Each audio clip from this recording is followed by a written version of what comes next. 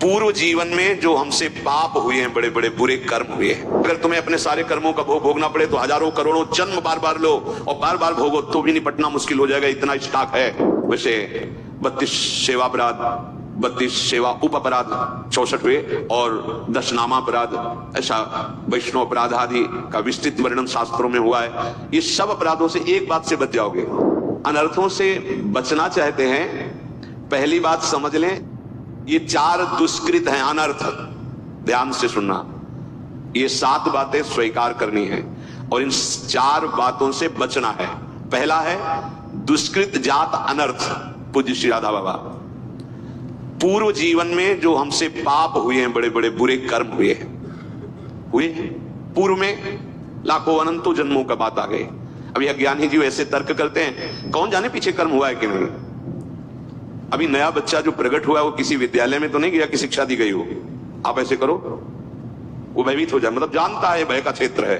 मां जब दुग्ध तो पीने लगता है, इसका मतलब ये पूर्वाभ्यासी है, इसका दुलार करो, ऐसे पुचकारो, इसका मतलब है जानता है, इसे प्यार कहते हैं और ये इसको प्रहार कहते हैं। वो बड़ा पुरातन है, कपड़ा नया बदला हुआ है, अभी जीव नया है। कर्म भोग जब होते हैं, कई प्रश्न करते हैं कि अभी तो 10 वर्ष का बालक था, उसने इतना बड़ा पाप क्या किया, ऐसा ऐसा। तुम क्या जानते हो, कपड़ा 10 वर्ष का है लेकिन पहनने वाला बहुत पुरातन है, वो भगवान का अंश है, न जाने कितने शरीरों का त्याग करते हुए पाप कर्म किए, तो वो उसको दंड मिल रहा है। महापुरुषों के वचन, ये अज्ञानी जनों के ऐसे तर्क होते, कैसे उनको समझाए।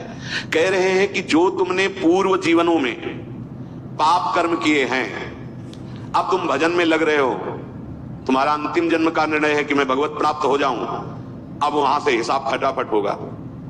वो संस्कार मन पे आएंगे, तन पे आएंगे, शांत नाम जब बढ़ाते जाओ, जो भोग जितना वो बहुत कम करके भगवा रहे हैं भगवान, बहुत कम करके। अगर तुम्हें अपने सारे कर्मों का भोग भोगना पड़े तो हजारों करोड़ों जन्म बार बार लो और बार बार भोगो तो भी निपटना मुश्किल हो जाएगा, इतना स्टॉक है।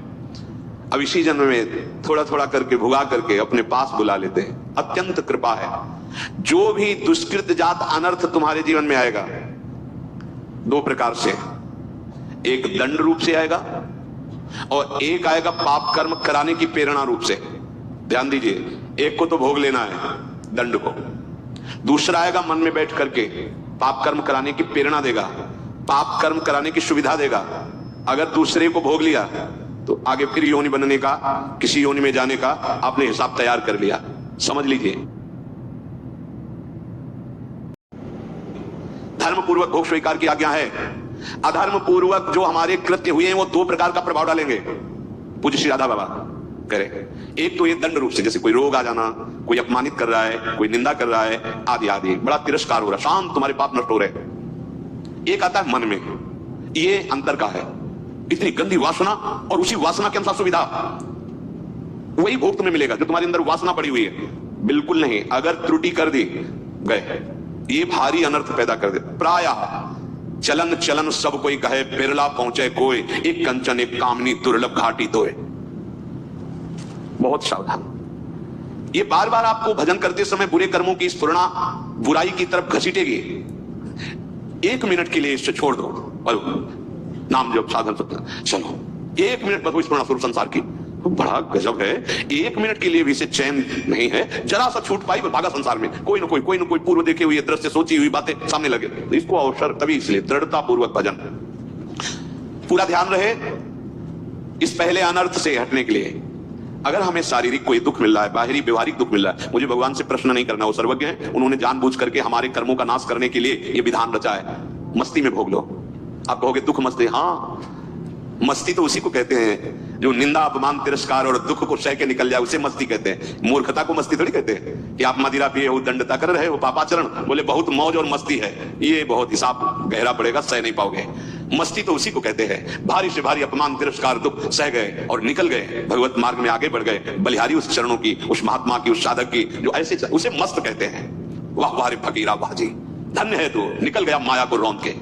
तो फकीर का मतलब केवल वेश से नहीं है, अंतर से है। सबको भगवत प्राप्ति करने का अधिकार है, सब महात्मा हो सकते हैं, चाहे जिस वेश में हो। आचरणों को सुधार करके स्थिति को लाओ, स्थिति प्रज्ञ को महात्मा कहते हैं। ये कभी भूल ना होने पावे। 2 बातों में अनर्थ, दुष्कृत जात अनर्थ आएंगे। पहला बाहरी सह लो, और अंदर जो स्फुरणा हो रही है उसके अनुसार भोग क्रिया मत करना, उसके अनुसार व्यवस्था करेगी माया, स्वीकार मत करना, नहीं तो यात्रा रुक जाएगी। दूसरा, जैसे दुष्कृत जात अनर्थ होता है, ऐसे सुकृत जात अनर्थ होता है। पूर्व जीवन में तुम्हारे पुण्य हुए हैं और वो पुण्य बड़ा वैभव सुख सामग्री फैलाएंगे आपके सामने, वो फल आएगा आपके सामने। अगर आपने उसे भोगा तो बाधा पड़ जाएगी। क्या करना है? उस पुण्य फल से प्राप्त हुई भोग सामग्री को समाज सेवा, संत सेवा, पशु पक्षी की सेवा में लगा दो। आप उतना ही स्वीकार करो जितने से जीवन पोषण होता है। तो दियम वस्तु गोविंदम तो हमें समर्पय, मंगल हो जाएगा। शुभ तुम्हें बांध नहीं पाएगा। ये सुकृत जात अनर्थ भगवत प्राप्ति नहीं होने देता, जैसे दुष्कृत जात अनर्थ। शुभ का फल है सुख सामग्री वैभव एकत्रित होना। उसकी अगर भोग वृत्ति हुई कि मैं इतने धन का स्वामी, मैं इतने वैभव का स्वामी, मेरे पास ये सब, फंस गए। नहीं, भगवान की दी वस्तु है। भगवत भक्तों में, प्रभु सेवा में, जन सेवा में, ऐसे उसका स्वामित्व तो प्रभु को ही, अपना नहीं। सच्चे हृदय से भगवान का मान करके समाज सेवा में लगा दिया जाए तो ये शुभ उसे अनर्थ रूप होकर बाधित नहीं करता। तीसरा है अपराध जनित अनर्थ। ये प्राय बहुत ध्यान देने योग्य विषय है। चारों अनर्थों का त्याग करने पर ही प्रेम दृष्टि प्रकाशित होती है। 32 सेवा अपराध पीछे बताए गए, कई बार 10 नामा अपराध बताए गए हैं। ये अपराध उसी से होते हैं जहां थोड़ा भी अहम होता है और सत्संग नहीं मिलता है। सत्संग मिले तो कदम कदम पर सावधानी वाली विवेक वृत्ति जागृत हो जाती है। हर समय नाम चल रहा है तो अपराध की कोई गुंजाइश ही नहीं। तुम्हें ज्यादा पढ़ने की जरूरत नहीं कौन कौन से अपराध होते हैं। नाम जब चल रहा है और सत्संग सुन रहे हो, सब में भगवत भाव अपराध बनने वाला ही नहीं है। वैसे 32 सेवा अपराध, 32 सेवा उप अपराध 64वें और 10 नामा अपराध, ऐसा वैष्णव अपराध आदि का विस्तृत वर्णन शास्त्रों में हुआ है। ये सब अपराधों से एक बात से बच जाओगे, अपने को सबसे दीन मानकर सबके चरणों में भगवत भाव से वंदना, और नाम जब भजन चल रहा है कोई अपराध नहीं होगा, होगा ही नहीं, होगा ही नहीं। ये उन्हीं से होता है। बेमतलब वार्ता कर रहे हैं, कोई मतलब नहीं उनकी बातों का, एक की प्रशंसा एक की निंदा, अपराध बनते चले जाएंगे। हृदय में भजन नहीं, भगवत प्रीता नहीं तो सेवा अपराध बन जाएंगे, वैष्णव अपराध बन जाएंगे, नामा अपराध बन जाएंगे।